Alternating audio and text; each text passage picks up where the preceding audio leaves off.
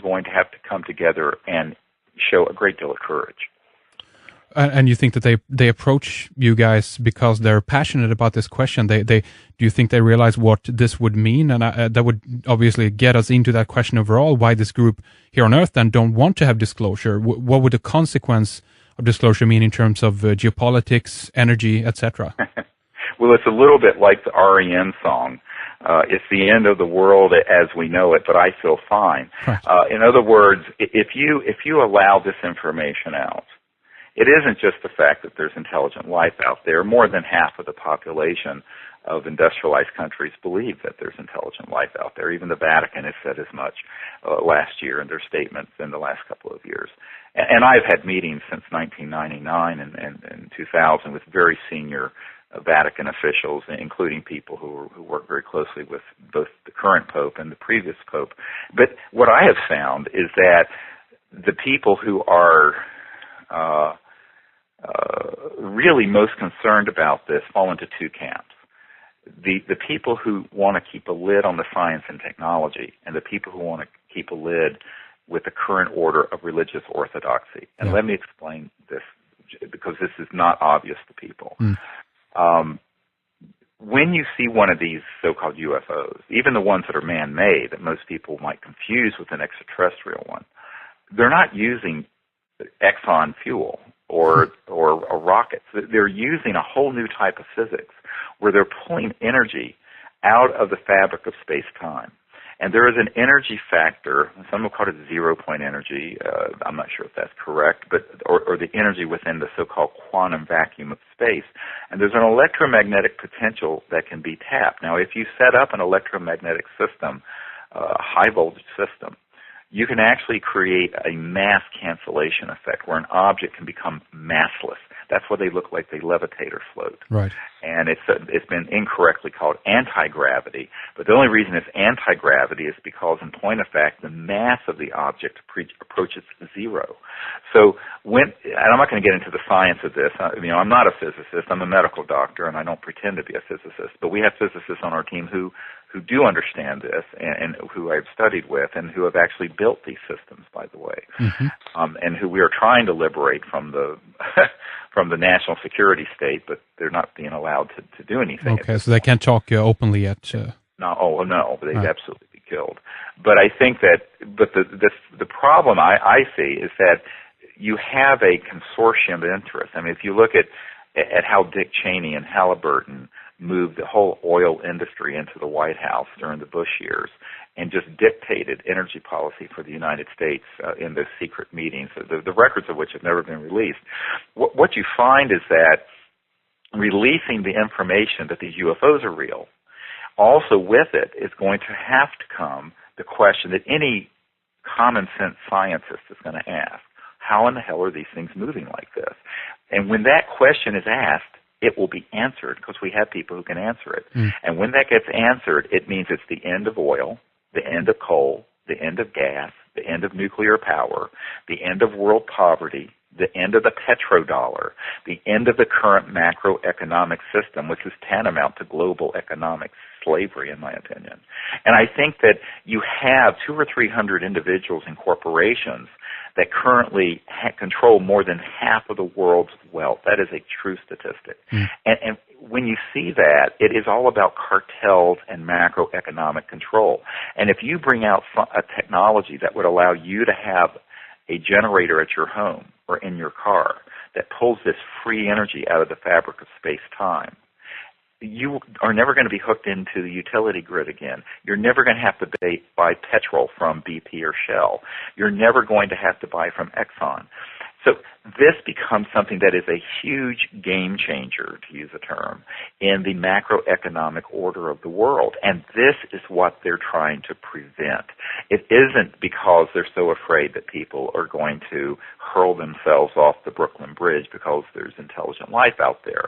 Now, the other part of this does speak to more of a philosophical and theological problem. And you can imagine as you know, my uncle, my mom's oldest brother, was the senior project engineer that built the lunar module that put Neil Armstrong on the moon and was put the first man on the moon. And so I come from an aerospace family, and his company was Grumman, and it became Northrop Grumman. And what is interesting is that some of the people at JPL that I ended up networking to at Jet Propulsion Labs in California had seen the images of these huge structures on the Mars. And, this is not a myth. They do exist, and they're very ancient.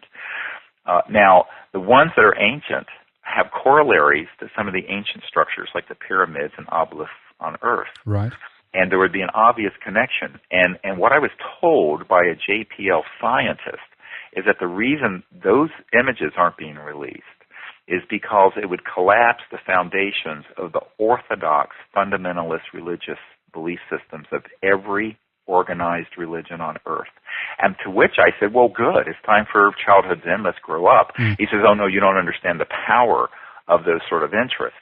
They do not want their creation myths upended. They do not want... So there's a very powerful theological challenge that would come with this information.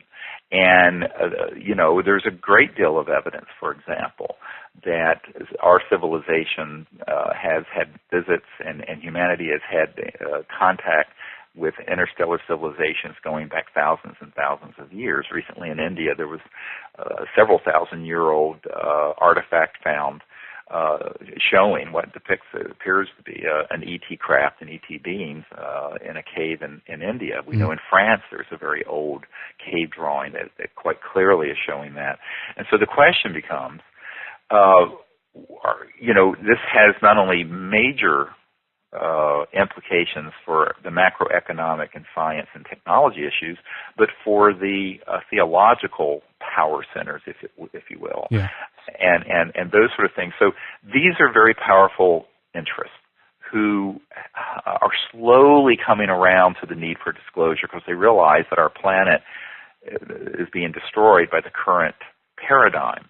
But it's a very big task to get everyone on the page with that, and there's always going to be a certain number of hardliners, of course, who aren't going to want that. Now, what I have found, it's interesting, when I first briefed the CIA director during the Clinton years, I was specifically told that there were about a third of this so-called Majestic group, this committee of 200 or 300 people who have been maintaining these classified projects, who supported the idea of ending secrecy and bringing these technologies out and bringing this information out. I am told now it's about two-thirds, that we've made enormous progress, because I've been having meetings with a lot of these people who are on this committee over the years.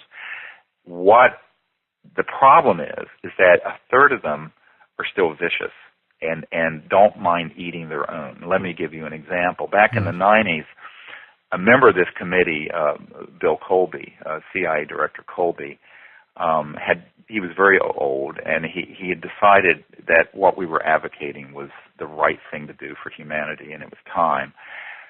And his best friend was a colonel who I don't wish to name because he's still living and still very supportive of what we're trying to do. And he approached us and said, look, I'd like to set up a meeting between you and my friend. And his friend was the CIA director, former CIA director Bill Colby, who had been on the inside of Majestic. And what he wanted to do was transfer some of these technologies to us, as well as funding, so we could get these energy systems out to the world before it was too late. Well, the week he was going to meet, that Bill Colby was going to meet with a member of my board of directors, they found him floating down the Potomac River in an alleged accidental, drowning. And it was not an accidental drowning. Right. We know he was assassinated. And in fact, the colonel actually came to a friend of mine, Sherry Adamak, who got cancer and died rather quickly, who had helped me many years in the early days of this project. And he looked at me, and we both were just distraught over the death of our friends. And he said, "Well, we can't look back, and we've both had terrible losses, but we just have to move forward and put one step in front of the other." But he acknowledged that this had gotten Bill Colby killed. because they will eat their own. And so the hardliners within this so-called majestic group are rather vicious, and they have at their disposal fearsome technologies, and they have been willing to use them. So I